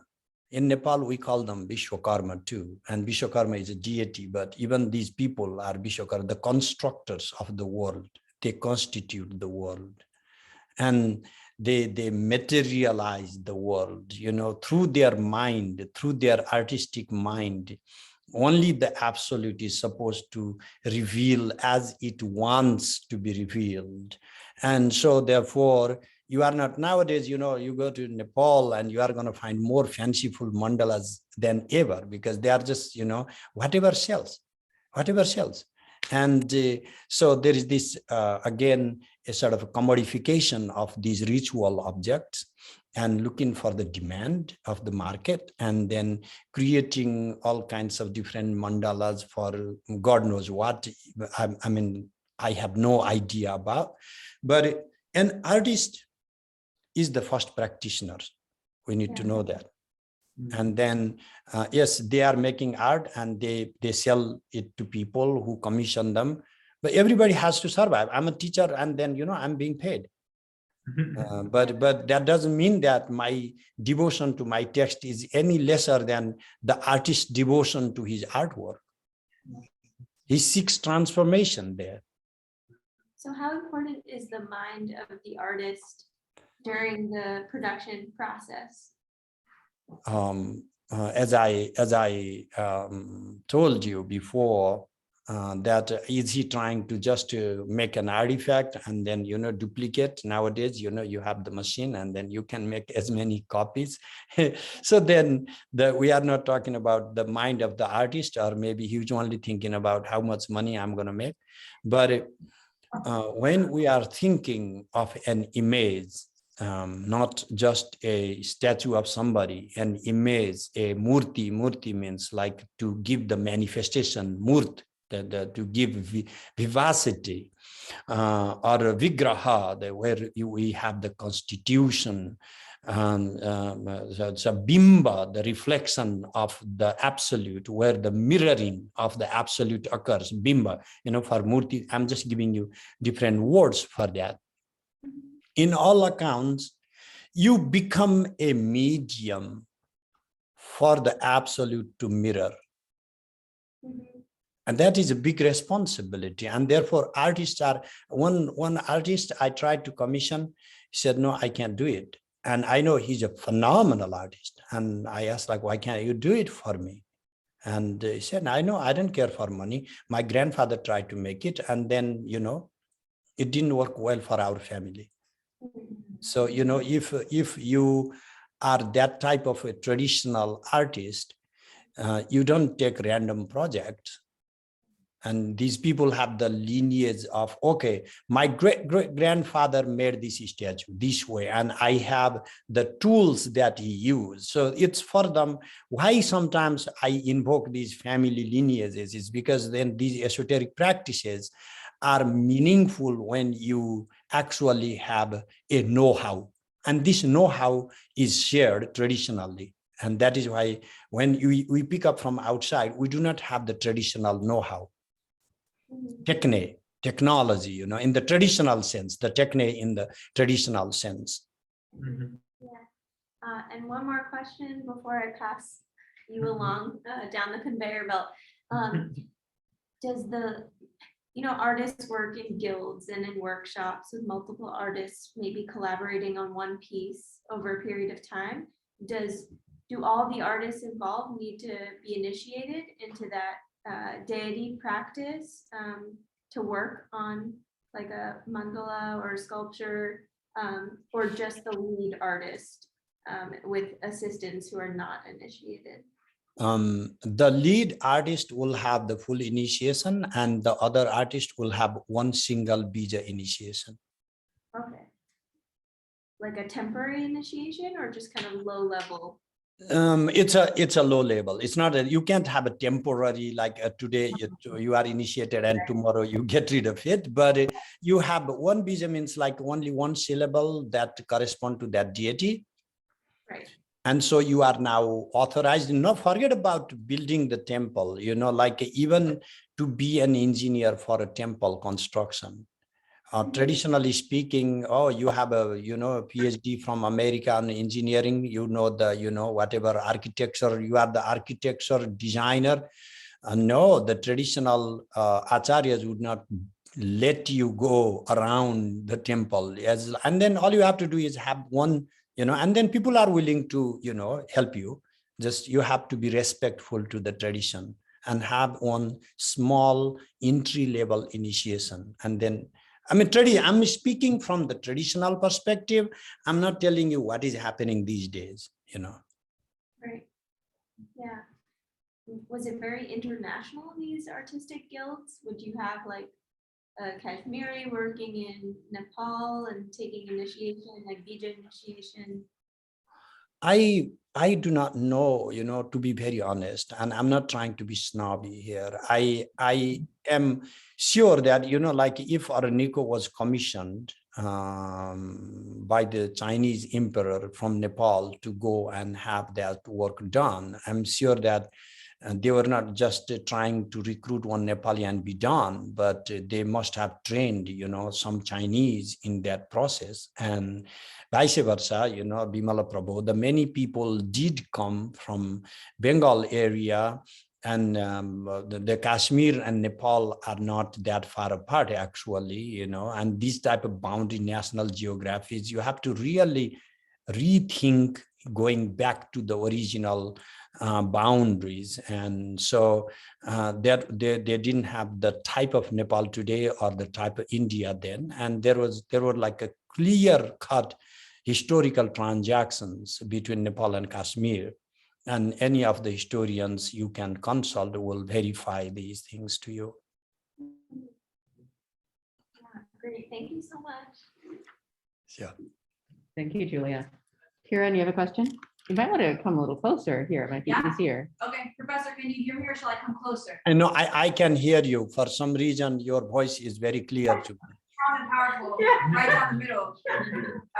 Thank you for such a wonderful talk thus far. Earlier in the conversation, you were speaking about how today art is a bit commercialized, and so it's money that's driving the quality of the mandala creations. But couldn't you say there's always been patrons of the arts, even centuries ago? Couldn't you say that the motivation was not always divine, that there's political motivation, or kings and queens are having artists draw certain things that are necessary for the time? So I just wonder, is there a version of a patron of the arts that's always existed? The only thing that is different today is we can't rely on one patronage. Now everything has been totally socialized. So what happens is, if I want to be a pandit, only reading Sri Arsa's Khanda Khanda Khadya or something, then I can't keep my job. So I have to dumb down. And the same way, at one time, these artists could invest their lifetime and the whole family's lifetime and generations to produce a masterpiece, and the kings won't care. Like they would endow just the same. And now there is no patron like that to rely on. And yes, I'm not saying these artists were doing selflessly, but what is the self? They were not making millions either, they are not making millions today either. There's a surviving, just like us with the teachers, but just when, are all teachers honest? No, many of us are only trying to make some political point, and, we are vandalists. But that doesn't mean that our teaching occupation is a pure tool of serving the empire, are we actually being sincere as a scholar? No. But is that what is the job requirement? Do we say that in the job announcement, you have to be subservient to promote the Western empire and impose Westernization? It's in the fine print.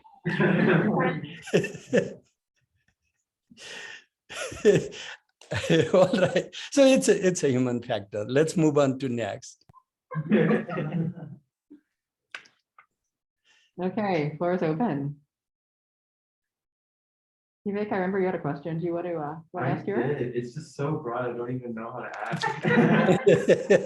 I'm just wondering, I wish I could focus on a more specific point, but thinking about the Kashmiri Śaiva philosophy in general, and all the complexities around space and time, subjectivity, objectivity, and how they pivot around consciousness.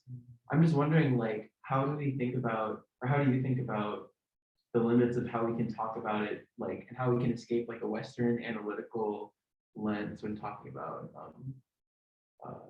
Śaiva philosophy, especially when we're using Western categories to define and characterize them. I like how you brought up space and time specifically, right? If I understood correctly, that reflects my third avatar of this life, that is being in America and trying to do what many people here do, to somehow communicate with Western philosophers. And for that, I had to educate myself significantly. Are these very accommodating? May not be, because language is itself not accommodating, let me say. No matter how much you say Sanskrit is the original, even Sanskrit is not the experience itself. Sanskrit language is a shell to capture the experience of the Siddhas and Rishis. It is already a framing into one language, the experiences that transcend language, a direct intuitive flash. And then we are translating into English or whatever. And when we try to make it phenomenological or, analytical, that is yet another degradation. And then you are going to lose the luster of its originality. And then we can have two types of tendencies there. One is an easy tendency, keep complaining about the limitations of these modalities, or be a man and try to do something better. No, it's very easy to say you're Western, these models do not work. I can say anything about it. I can tell you the best of the skyscrapers made it so ugly. Why can't you make look better? Then, why can't you make then? You should ask me then, Professor, this, 102-story building is not really as beautiful as you would have made. You should do your own. Which is stopping? So when your Indology project is not good enough for somebody, which is stopping him or her to do a better Indology?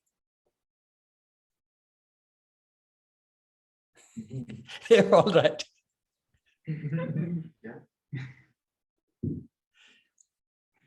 All right, thanks.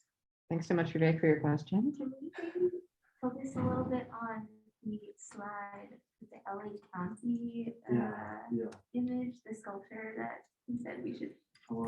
Yeah, let's do that. I Let's- guess maybe form its own shrine. yeah, the Chamunda, right?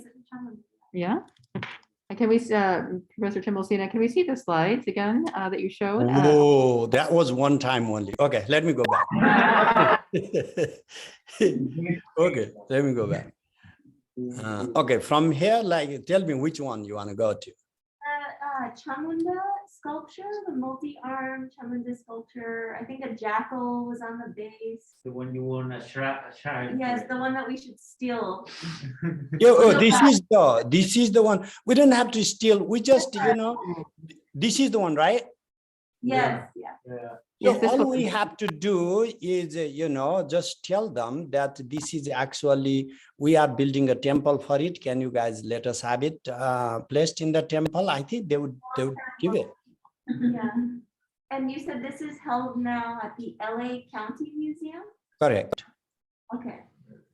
Yeah, could you tell us a little bit about this particular work? Well, I was not particularly inclined to say based on like how the complexity is there or what the goblin looking faces are down there, but it has the vivacity, the life, and that is something, if you are an art admirer, you can see, but also as a practitioner, you can see the exactness of how these things are described. Look at her emaciated body, look at the way she's holding her skull cup, look at her kartika, the dagger she's holding, or the skull down, every aspect. I mean, I've seen so many different Chamundeshwari statues or the paintings, and I've never found, you don't have to be a believer to see life in artwork. That's what I personally see, not talking about how rare it is and the weapons. And I'm not talking about because it's very esoteric. I'm talking in the sense that and I have visited to this temple, the LA County Museum just sometimes only to see this single statue, just drive for 2.5 hours and face the traffic of coming back and just go straightly to see one statue. And it's stunning. And if you are a fan of one of the Western artists, you would do it. You would go to Vatican, not because you are a good Christian, but only to see Michelangelo. It's like that type of masterpiece to me. It resonates, it speaks to me in the aesthetic sense. I'm not talking even in the tantric traditional context. Yeah, thanks so much. I actually have one question about this image too, if I can jump in. Sure. My question is, in regard to this particular image specifically, I've actually heard some people suggest about its identification. It's said to be Chamundeshwari. I've heard it suggested that it may have been intended to be a form of Kali. Do you think this is possible? Is that, maybe you don't want to talk about that. What do you think? Do you think that No, could be? this is not the Chamunda we are used to when we say Chamunda or the Matrika. This is absolutely one of the Kalis from the Krama. And Chamunda is also a generic name for all the Kalis in the original context. When you go to Ashtamatrika form, you have Brahmi, Maheshi, Kaumari, Vaishnavi, Barahi, Indrani, Chamunda, Mahalakshmi. And where are all the Kalis? There is no separate Kali as Matrika. So all the Kali forms are integrated within Chamunda. Okay, thanks. That's very helpful. But while we have this up, we might look at some more images if anyone else has any questions about any of these particular images we saw. Yeah. One thing maybe we might talk a little bit more about that came up in your article, Professor Timalsina. There was some interest in looking at a mandala structure in a lot more detail, because we haven't done that a whole lot yet this quarter, to look at how a mandala unfolds, right? When some questions were raised about how your rich conversation in the article about Bindu and Visarga, this process of emanation from the center of the mandala, the process of cosmic emanation and dissolution, how that was mapped out visually. So I wonder, maybe could we look at one of the mandala images and talk a little bit about how it works? Is there one you want to focus on? So let me start from the Bindu, and then we'll go to the Bhupura, or the outside. And although I said go to Bindu, and what I clicked actually is a water vase. And this vase, this is a kalasha we call Guhya kalasha. If you go to Nepal, this whole tantric deities of the 54 Kali is integrated in the Guhyeshwari shrine, and all you see is one water vase and the liquor inside down, and you start wondering, where are all those images? Because this is the womb of the mother. This is the Bindu that is not expressed out. And this has the nectar, the amrita, that is the wisdom, the gnosis. And so Bindu is Vidikriyayam Swatantra, basically the autonomous entity that has the freedom in the act of consciousness. That is what Bindu is. And that center determines its own periphery. Does the center create the periphery, or does the periphery create the center? You can eternally discuss these things, because center does not become a center without a periphery. There is no Bindu as long as we are not thinking in line of a vritta. It's just a swelling. Uchunata, we use the term. It's the swelling of a Bindu is what makes it a circle, a radius. So every Bindu is a point in time and space. At the same time, every point in time and space is the totality of being and existence. So every tiniest point we can conceive of in any time and space is also what incorporates, integrates, or envelops the totality. That is just not something I am comfortable talking, not because it is esoteric, but because I don't have the language or the knowledge to discuss these. It is just that our mapping of time and space means nothing when we enter into the zone. So that is, if we start from that, and then we can go pretty much to any mandala. Let's go like this is a simple one, although this is a little bit cut bottom and top, but you can see this is the Guhyeshwari, and then she comes in multiple heads, some with a single or 3 hairs or 9 or 10 hairs. The one we have commissioned now is one with 10 hairs, but here she has 12 with including the jwala, the flame of Kalasam Karshini. You can add 13. So that, if that is the center, then you have in the external layer Ashtamatrika, 8 mothers. But then to what extent do these deities relate or coordinate? A Bindu is the Mula Vidya, the main deity in every single mandala. And then that very deity emanates. This is different. It's not like an integration of all different goddesses from different pantheons to make a mandala. That is more like an Indological reading. More like a traditional reading would be a mandala is an expression of the deity at the center. So even if there is the same deity appearing in all different mandalas, in each context, her characteristic is going to correlate to the central deity. So the Ashtamatrikas in the center, in the mandala of Tripura Sundari would not mean the same thing as Ashtamatrika in the center, in the periphery of Guhya Kali. So because that is her expression, and that is another deity's expression. So emanation model is how we explain. If you guys want to learn a little bit in the philosophical context, there is a book, Kama Kala Vilasa. This book got such an amazing name that the book is more popular than it would have been otherwise, because people relate it to, sexology or something.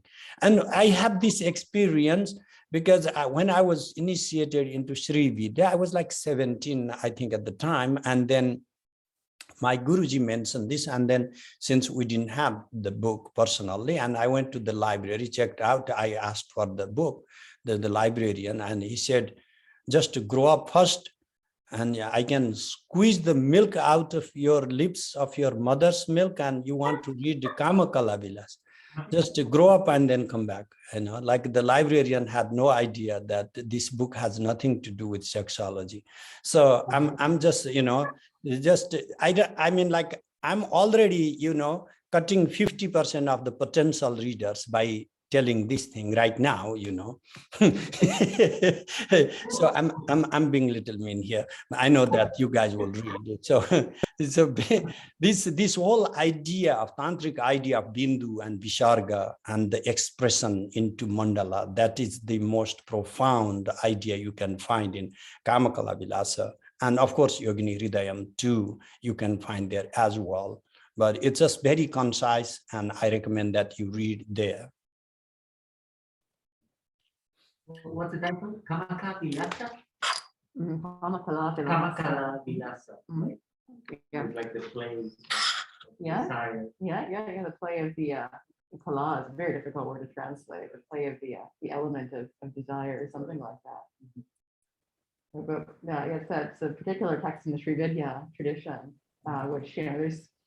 Of course, we could talk about that too. There's a lot in the Sri Vidya tradition based on its origins in these Lokanatra traditions that uses a lot of metaphors of sexuality, even for the emanation of the mandala from the bindu, this unitary point, and the visarga, which symbolism is very complex there. It has to do with Sanskrit alphabet too, into 2 points, right? And how the male and female principle in the Sri Vidya yantra, the Sri chakra, are visually figured as in union together, right? So there's a lot there, but it's also really complex in process, as Professor Timalsina was telling us about the the emanation of the universe that has so much beyond obviously the sexual symbolism that is used to express it.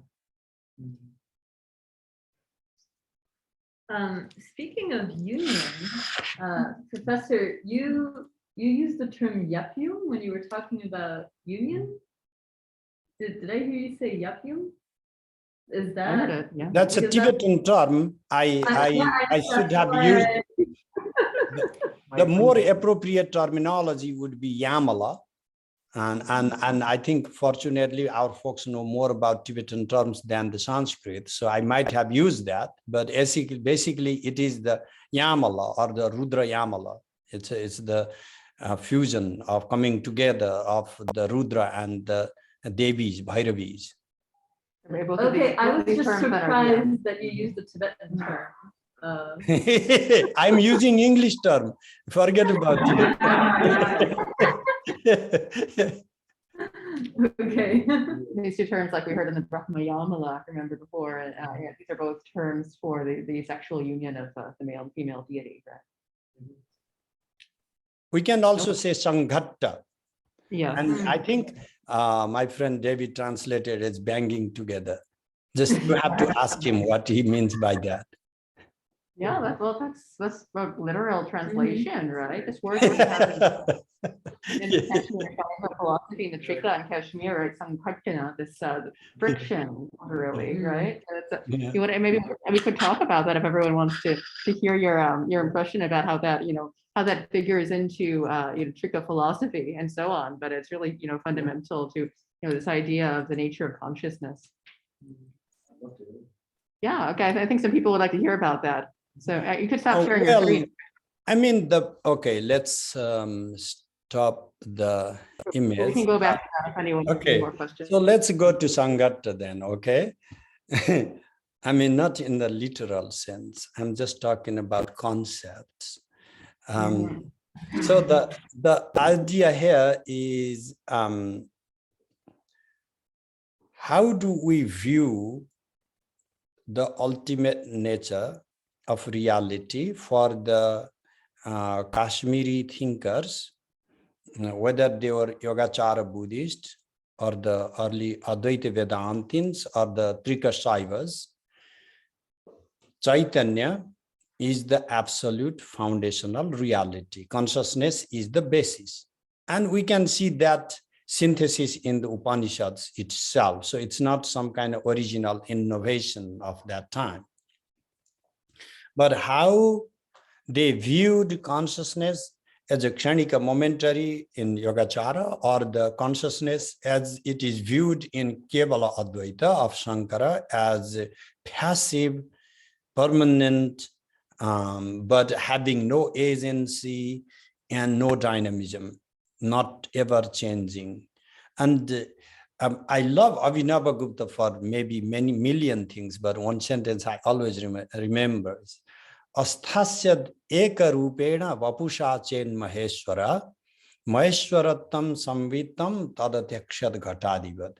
If Shiva were to be just the same, never changing, then how would it be Maheshwara? It would have abandoned its Maheshwara lordship and also consciousness.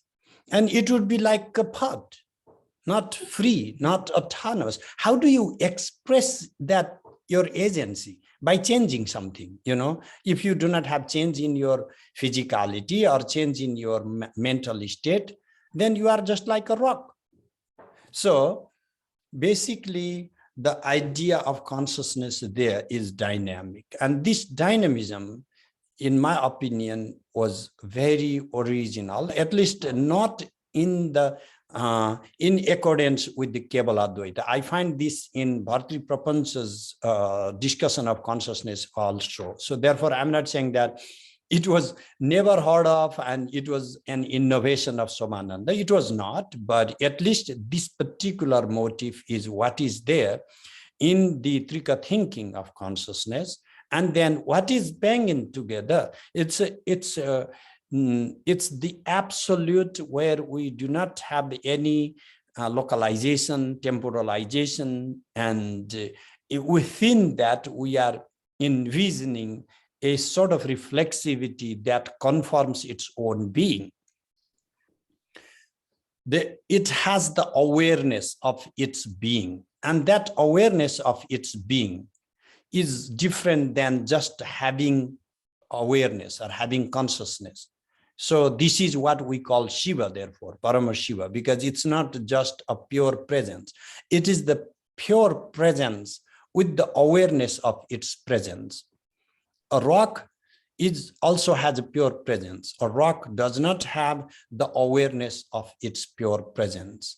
So therefore, that awareness of pure presence, pure being, is what constitutes the reflexivity. We call that vimarsa. To have that reflexivity, to have that gaze, you can think looking backward within its own primordiality, within its own essential nature, within its own foundational being, equal consciousness. So whatever the terminologies we are finding, or even the metaphors in iconography you have of, Ardhanarishwara, half man, half woman form, or in the form of Shiva having Shakti over his lap, or in the sexual union form, like in the Kamakala Kali. So you have all these are metaphors to describe this inseparability. We call that avina bhava. Navahner dahika shakti vyatirikta vibhavyate kevalam jnana sattayam prarambhoyam praveshane. Vijnana Bhairava says that how can you separate the burning power of the fire? To say fire implies the burning power. To say the burning power implies fire.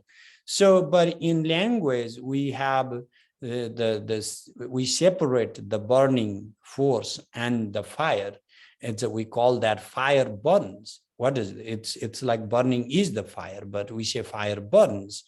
And so it's like consciousness having reflexivity is like fire burning, because you cannot imagine fire lacking the burning capacity, or the sun lacking its light. I mean, I would not call it the sun if it completely lacks any light. So imagine tomorrow today we are going to have a special sunrise. There won't be any light at all. I mean, I don't think that would be a sunrise. So therefore, Prakasha is inseparable from Vimarsha. Vimarsha inseparable from Prakasha. Yeah, that's so rich there. Yeah, any follow-up questions? Anything you want to ask? Yeah, yeah, that's it's a really rich philosophical system. In that metaphor, the deities are not always in, are they? Or they are? But what do you think, Professor Timalsina? Of what? Or the, This fire is always burning. or the Right, deity is right. Always in union. Does that? what do we think about that, that metaphor you use? Then fire is always burning, right? It's part of the intrinsic nature of fire. But when we use the metaphor of deities in union, maybe they're not always in union. It might not be the aspect that's always manifested. So how does that play out? Yeah, Elaine, you know as well as I do that there is no deity that is ever separated from Shiva. There is no goddess. I know that that doesn't fit well with the, whatever modern Western feminist imagination of the goddess. And I apologize, but deity is the deity image and is an external representation of a mantra. And you know that. And you can verify with all the text. And you are never going to find a mantra that lacks either consonants or vowels, particularly tantric mantras. Even if you go to one single syllable, you are going to have a consonant and the vowel. And we have imagined these vowel signs as male principal Shiva and consonants as the female principal. And this male-female identification doesn't matter much. These are metaphors. Therefore, in some agamas, you might find this role reversed, flipped, you know. It doesn't matter which on who, you know, which on to whom. So the basic idea is the polarity in terms of vowels and consonants is the same polarity in terms of the male and female principles. And when I have an image of the goddess, I do already have the image of Shiva within. So there is no, and sometimes for the ease, it's just a metaphor. Sometimes we don't get it. And therefore we have to have the goddess half Shiva, half Shakti. But even if she is all alone, she's not all alone. She would not be without Mahakala, without providing space. That's why they're down, you know, flat. It's a sitting. That's sit. Sit is the space. Where do we sit? Where do we localize? The Lord of the time becomes the space now because she wants to do the drama now as the time. She wants to be the timekeeper now. You know. So it's just a kind of a little bit a reverse thing role-wise, but he's also Vyoma Vyapin. You know, the Shiva's name is Vyoma Vyapin. If you know the Ekashiti Pada, the first thing begins is the one who permeates the entirety of the space. And then, so there is just, you can't imagine an entity that would exist in isolation of space or time. And then if temporality is viewed as Kali, then space is viewed as Shiva and vice versa. It doesn't matter. Yeah, that's very helpful. You know, one question that emerges, I think, out of that was raised by some people in some comments on the readings, you know, especially for last week when we talked about the Trika, a question is, well, if there's no goddess, and she's part of Shiva, ultimately. So, you know, ultimately then why do we call consciousness Shiva, actually? It's just, we can start calling Kali. It doesn't really matter because it just is an ease of saying. Sometimes when you are thinking in terms of goddess, then in the ritual context, you are not samashti. There is a process we call samashti, integration. And then most of the ritual integrations do occur within the form of Shiva, like bring all the deities and integrate within the form of Shiva. But would it matter? Would it make any difference if we were to integrate all the forms within one single goddess? Yes, I mean, Maheshwarananda in Mahartha Manjari integrates all the forms in Kala Sankarshini, and that's perfectly fine. It's just a name. It doesn't matter. It's just a placeholder. We have to call something, call it Shiva or call it Shiva. It's just for our head. Oh my gosh, they are ultimately masochistic people.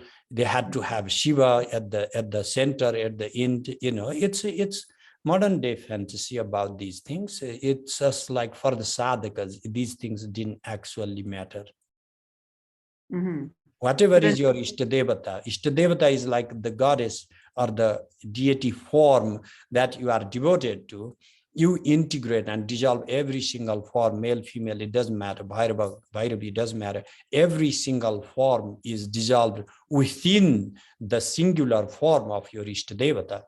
And be that male or female principle. I know that there was a gender related question and I just do not know if I can help on that, because this is not more of an affirmation of our external identity. It's like, are they escaping these? I don't know, maybe you can point the flaws and I'll learn from you. But for me, that this affirming these separated identities are not always necessary. We should have one space in our life where we can look beyond our separated identities, because in our everyday vyavahara, conventional reality, we have all these identities. You know, we all are gendered beings, or we all are having some ethnicities. We should have an overlapping space, a room where we can go and just be human, be beyond our separated identities. For me, these practices are just that space that gives us a place for us to lose our separatedness and be that pure being, be in that pristine, pure consciousness, and forget what type of genital organs we are coming with. You know, I mean, if you forget for a whole minute, you aren't going to have it dropped.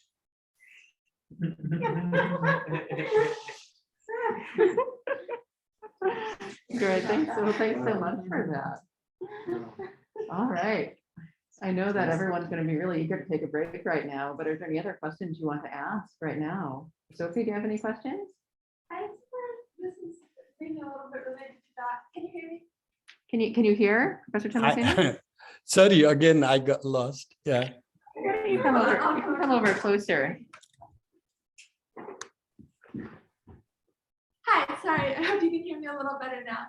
I Yeah. suppose, kind of as a response to that, I was wondering, do you think that there's any utility in applying that kind of like biological categorization based on sex to something like the letters within a mantra? Is there any purpose to that, or do you think it's something that should be, you know, moved beyond?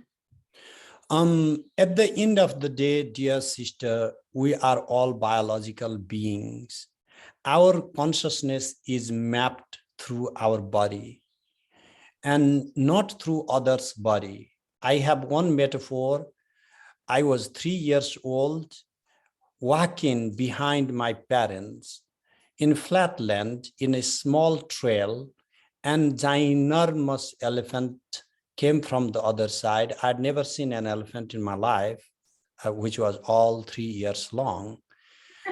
I got shocked, mortified, horrified. I screamed. I didn't faint. That is the only thing. And it was a trained elephant. Somebody was on top. So everybody started consoling me. And the elephant was so nice, you know, although it was touching both sides of the street, and both sides was brush, and I could have been trampled, honestly.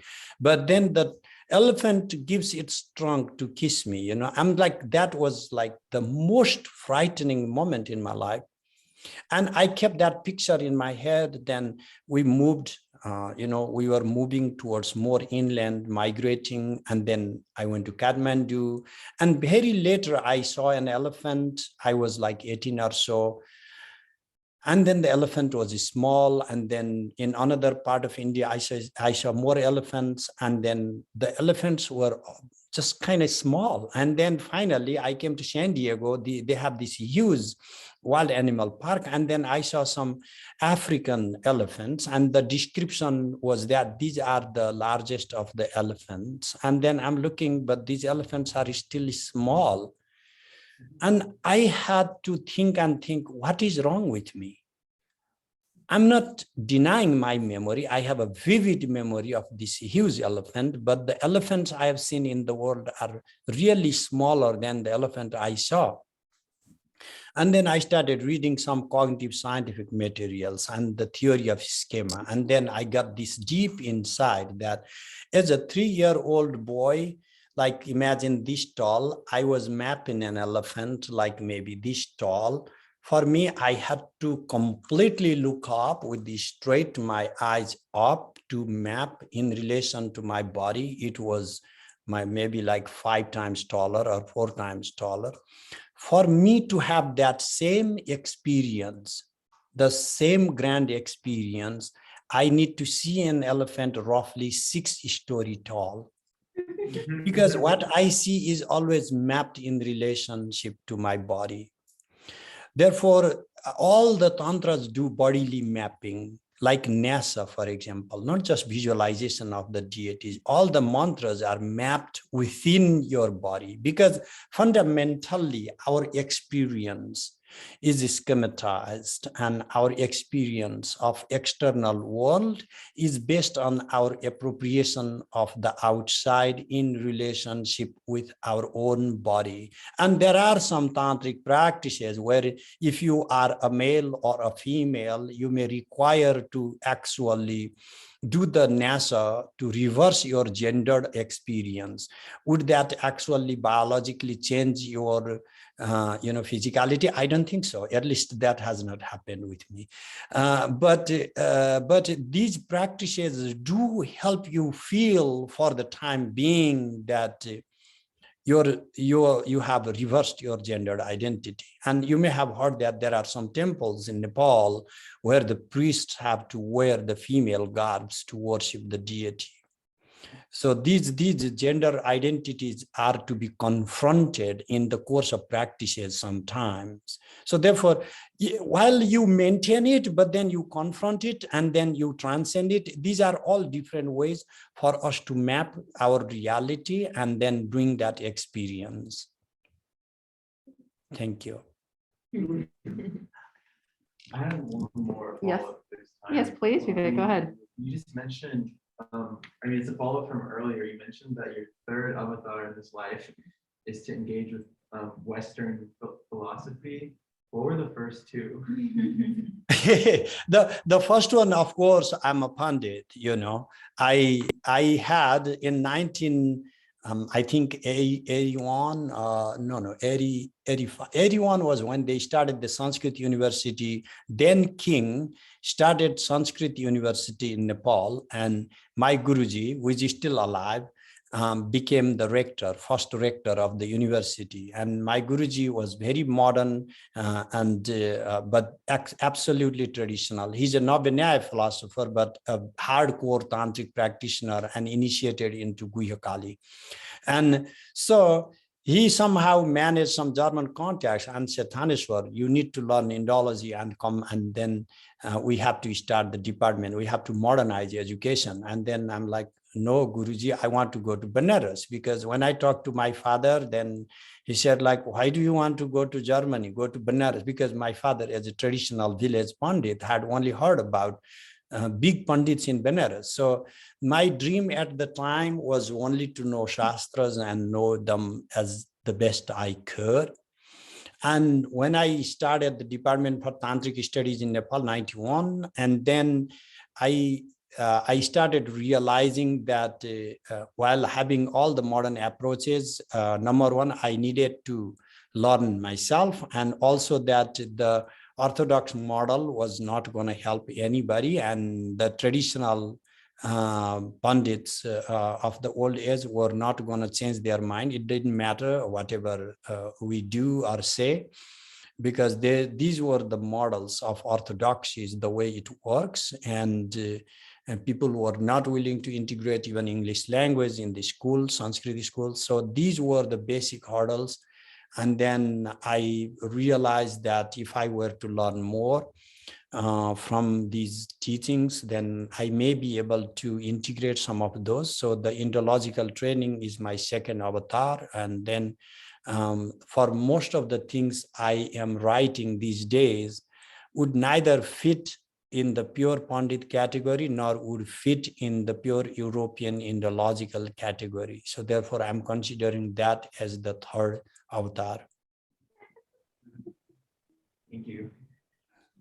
Great. Well, thanks so much. Any other questions? I had an easy question, which is just please. why is the feminine, the consonants, and the masculine, the vowels? Like, how did that come to be?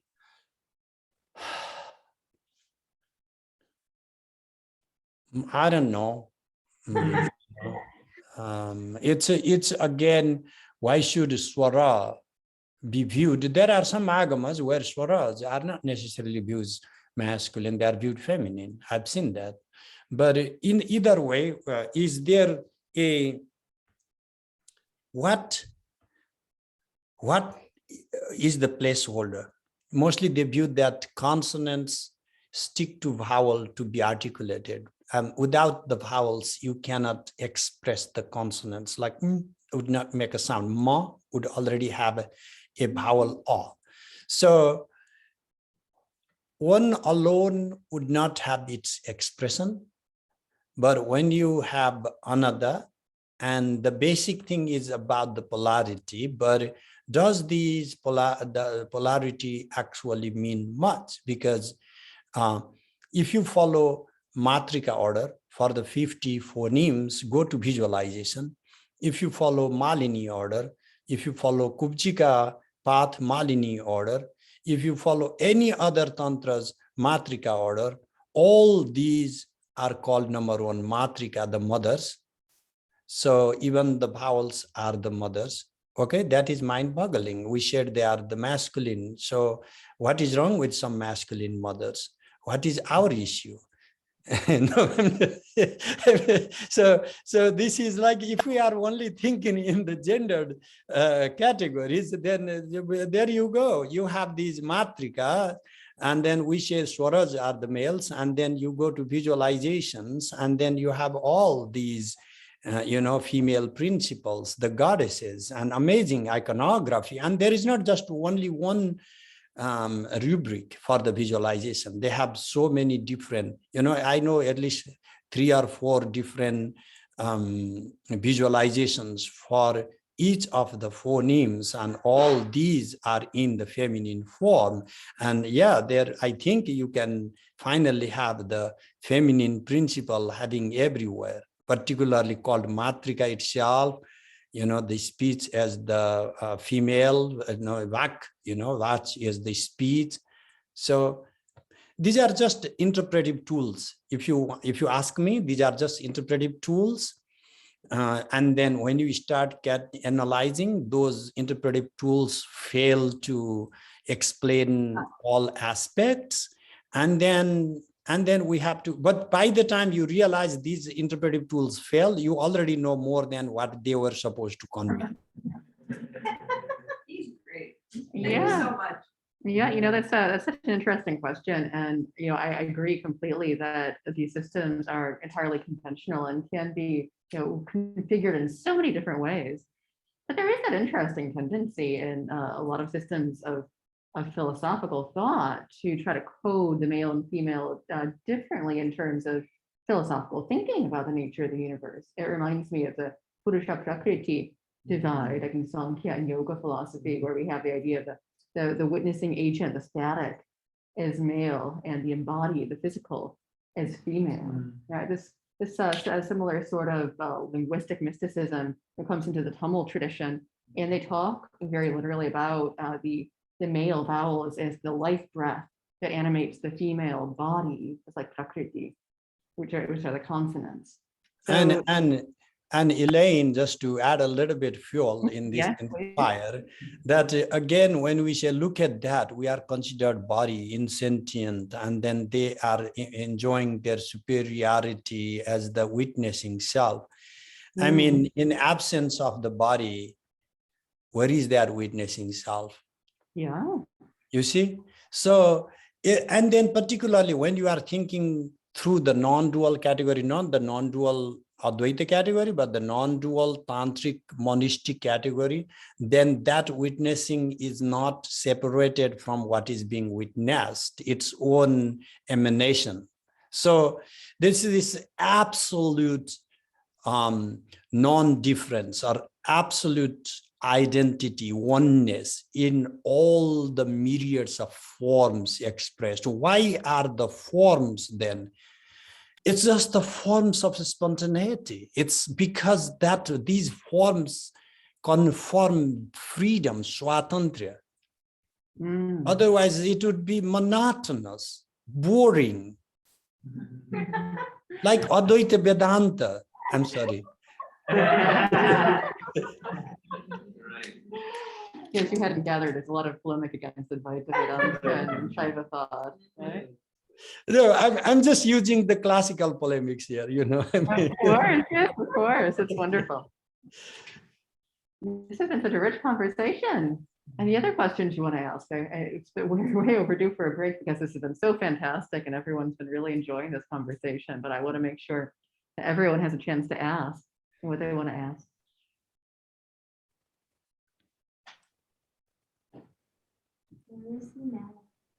Where geographically? San Diego. San Diego, yeah. yeah, I don't know if the gentleman next to you, the one who's, if he has asked, yeah, did you ask anything at all? Because other guys have asked. I asked one. Okay, all right, then you are free. You can ask something else, Ari, if you have another question. It's been so rich. I mean, No, it's okay. He asked about Sankharta, right? No, I thought that was your mustache and looks like that's just your mask. it's comparable. Oh, okay. Look at that, you know, because, you know, we live in these times where it's difficult. Yeah, Yes. yeah. Yeah, this has been so fantastic. It's been such a wonderful conversation. Well, I think we're going to let you go because, you know, it's been wonderful. I'm sure you're exhausted too, and everyone else here. Would Yeah, I'm relieved and I'm happy to go, believe me. I hope you guys are not disappointed. No. Yeah, so just So lucky. so come to Bimarsha. I know that you don't want to wake up at 7, but if anybody wants to listen to Shiva Sutra discourse, once you register it, you will have access to lecture for any time to view. 7 is only for me. I need to wake up at 7. You don't have to. So, and it's free. What's wrong with you? Yes, I highly recommend it if you want to go deeper into any of this material because there's so much more to explore. So thank you so much, Professor Timalsina. We really appreciate all of your input and your answers to these questions. It's been such a great conversation. Thank you Thank so you, much. guys. Have a wonderful day. Thank you so much. Thank you.